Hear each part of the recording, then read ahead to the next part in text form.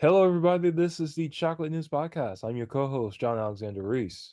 And I'm your co-host, Andrea Carter. And if you did not know, the Cincinnati Herald has been around since 1955 and is the leading African American owned newspaper in the greater Cincinnati area and northern Kentucky area. How's it going, Andrea? It's going great, John. It's been an exciting day. National Night Out occurred in Cincinnati yesterday. Each of the Cincinnati police districts had an event. They were located at Owl's Nest Park for District 2, Bond Hill Park for District 4, Ziegler Park for District 1, and the Westwood Town Hall for District 3. They had free food, fun, giveaways. I know certain people had gun locks. They had, the old-fashioned steering wheel locks. I even picked up one of those. So overall, it was a great time, and I encourage everyone to always attend and thank Cincinnati Police Department for their service, because they do a wonderful job, and we don't experience the knucklehead stuff that we used to here and what we see around the country, because the Cincinnati police officers actually care about the community and they really want us to be safe. So amen to that. But what I'm really excited about is the chocolate news that we have for today Oh, okay. is very What a is lot of it? a lot of historic stuff. One, I'm always amazed what happens with the Cincinnati Reds. They start off great, then they slow down, then they have a few issues, then they get back up again. And yesterday, the Cincinnati Reds Ellie De La Cruz. I hope I pronounced that right because I El always it's Ellie De La Cruz. So Ellie De La yeah. Cruz. He made red Cincinnati Red history. Um, According to MLB.com, the Sarah Lang, De La Cruz is the 13th Reds player since 1901 to record back-to-back four-hit games and the first since Dimitri Young in 2001. De La Cruz is also the youngest MLB player with consecutive four-hit performances since Cameron Maybin in 2008. So, I think it's August, so I think they're in the hunt for playoffs and everything else, or at least, get into something.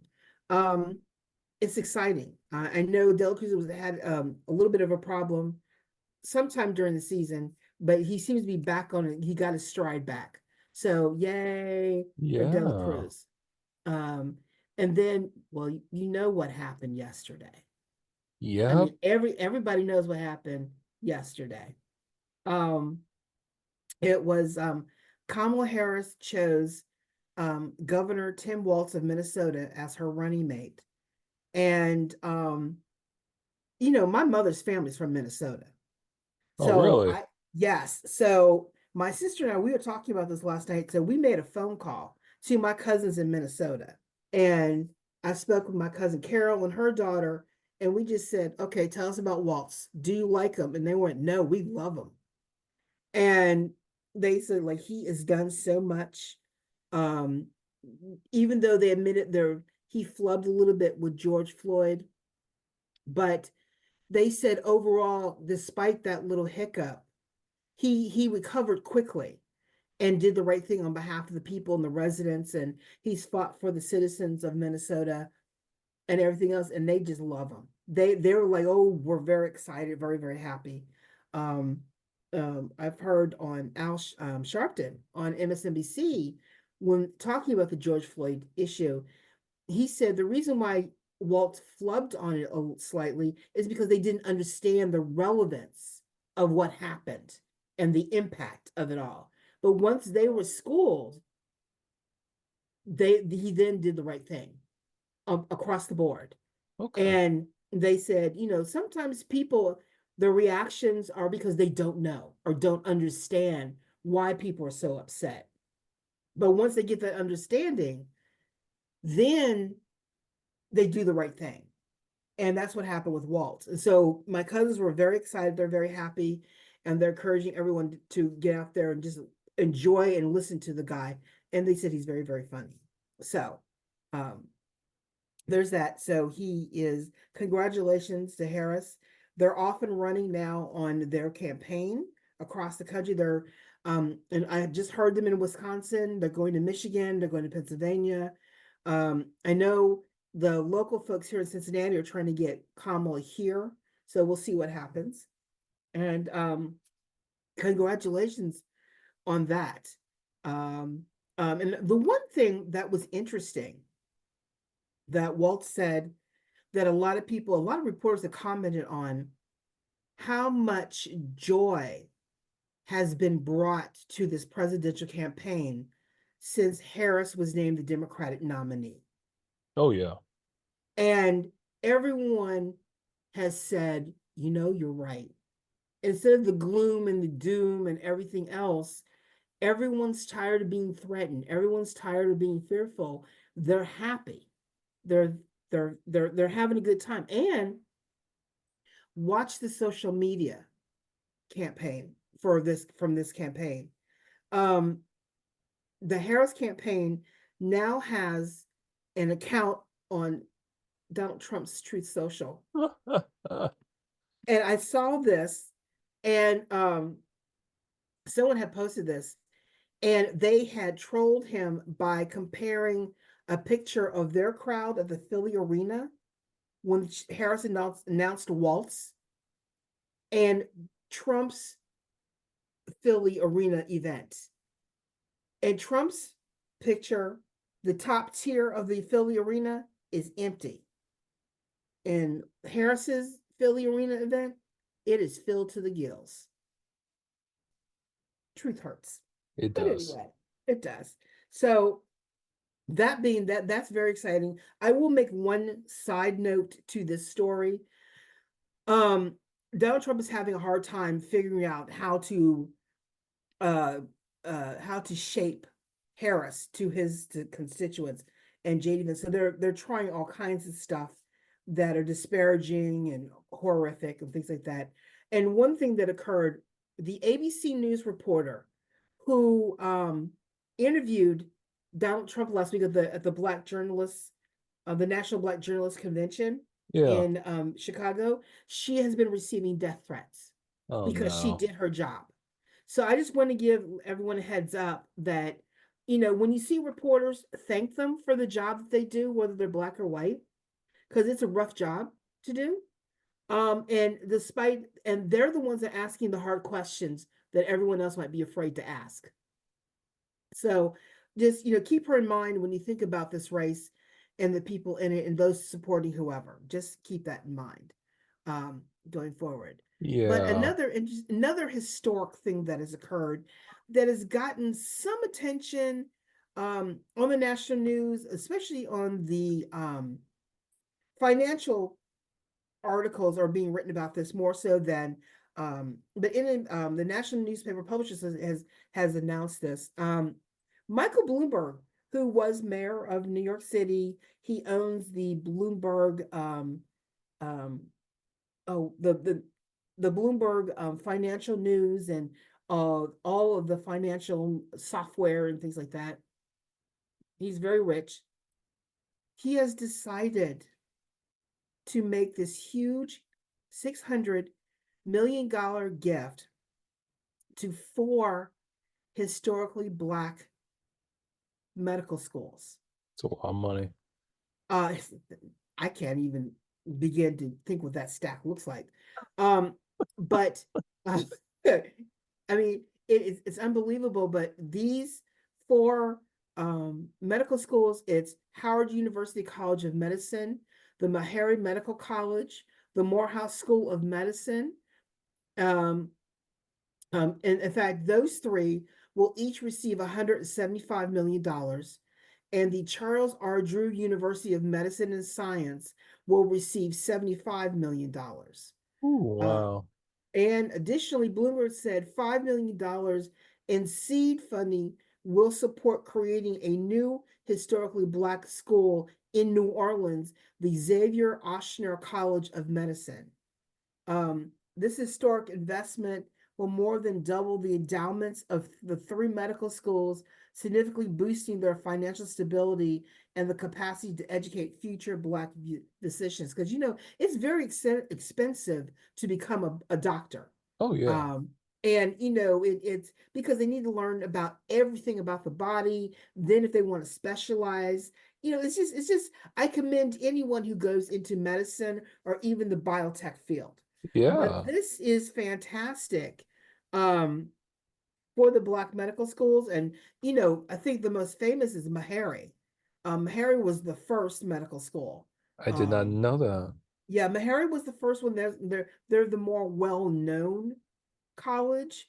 And then Howard University got theirs, and then the Charles R. Drew University. You know who Charles R. Drew is? Yeah, that's the don't tell me. He was the one to invent oh my goodness. I should know my history. It was something to do with blood drawing? Yes, Like, okay. yes.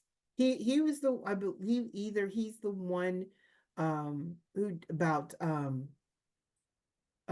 blood transfer, Right. and I think also he helped with it was blood transfer. There was something else, but he's the one who helped match blood and Okay. made it more. He made the system efficient, and that's what he's known for. I'm being bad about my Black history. Bad I on me. I'm sure know. somebody. I'm sure someone wants to take away my Black card because they don't. I'm not up on my history enough. But Yeah. But anyway, so I wanted to mention that as well. And then our good old friend Clarence Thomas. Oh boy, what has good old Clarence done this time? Clarence, um it seems that he has taken a few more trips than he has let everybody know about on a private jet by his good old friend. Oh, what is his name? The Harlan Crow. It seems he and Harlan have traveled a little bit more than he let everybody know about. And this came out of a committee, um, a committee, um, according a letter from the Senator Ron Wyndon, a top Democratic senator. He announces, I believe that the letter was announced in a committee session, I believe, and saying that Clarence is missing a few trips on his, they have to reveal who's given them that or what have they've done financially so they can say on that, because of ethics. Yeah, he didn't talk about November 2010 flight on Crow's private jet to New Zealand. Um, and it's just the more that comes out, the deeper it gets. And I'm sorry, it was the Senate Finance Committee. So we just have to bear in mind, the fact that Clarence Thomas was picked after, to replace Thurgood Marshall. It's just, uh, anyway, Yeah. that's all I can say about that. I'm going to move on to more positive comments because he's not positive. He's just bringing us down. So one, the Olympics, there have been so many incredible things happening at the Olympics and the track and field, shot put. Um, Everyone's breaking records. In fact, I just saw today two Americans medaled for the first time since the Olympics began in the 1,500-meter race. And two Americans will be on the podium. Congratulations on that. Yeah. But also what happened in the final, the Simone Biles and Jordan Childs medaled in silver and bronze. In the, I believe it was the floor exercise portion, the final for the Olympics. And the Brazil's Rebecca Onrad, who is a goat in her own right, got gold. And when during the medal ceremony, um, Onrad was on the podium. Biles was to her right and Jordan was to her left. Biles and Jordan kneeled and bowed to her, giving her her props as a talented athlete. But bigger than that, this is the first time in Olympic history that three Black women were on the podium at the same time accepting medals. Wow. Yes. And even though two were American, one was Brazil, they're Black. Yeah. So, it was unbelievable. So if you have not seen this photograph, Google it. And jump for joy, and it's fantastic. And I think it's wonderful for them. Congratulations. Another big thing that is happening, this is going to happen in Louisville, Kentucky. Um, Shaq is always known for what he's doing for the community and doing for other people. And, he's always trying to help out athletes and things like this. Well, for this year, he's been named as the 2024 um, humanitarian award from the Muhammad Ali Center.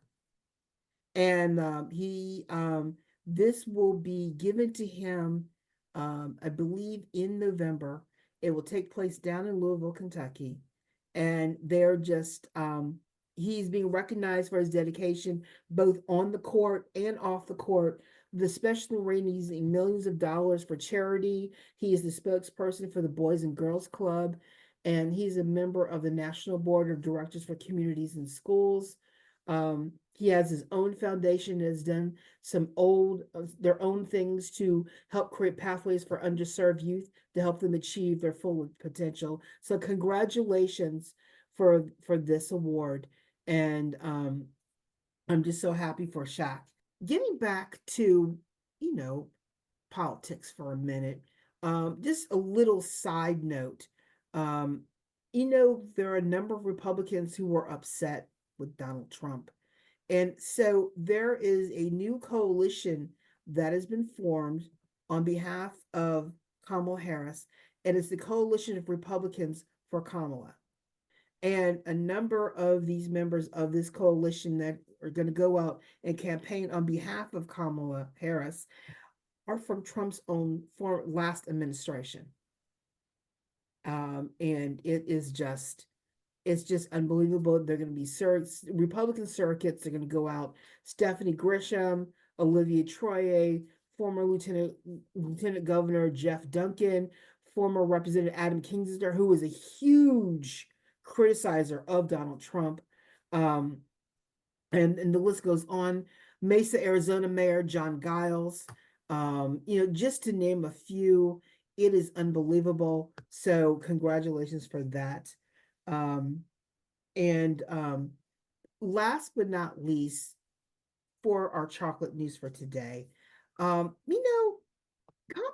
when she walks out on stage, you know what they're playing behind her, right? Yeah, probably like the latest hit song from like Beyonce or Adele or Olivia Oh, she Rodrigo. she she got permission from Beyonce to play Freedom. Oh, nice. Yeah, so she every single time Kamala walks out on stage, it's Freedom from by Okay, Beyonce. gotcha. Donald Trump does not have that luxury. In fact, over um about 14 to 17 musicians between when he ran in 2016 through now have told him no, don't use my music.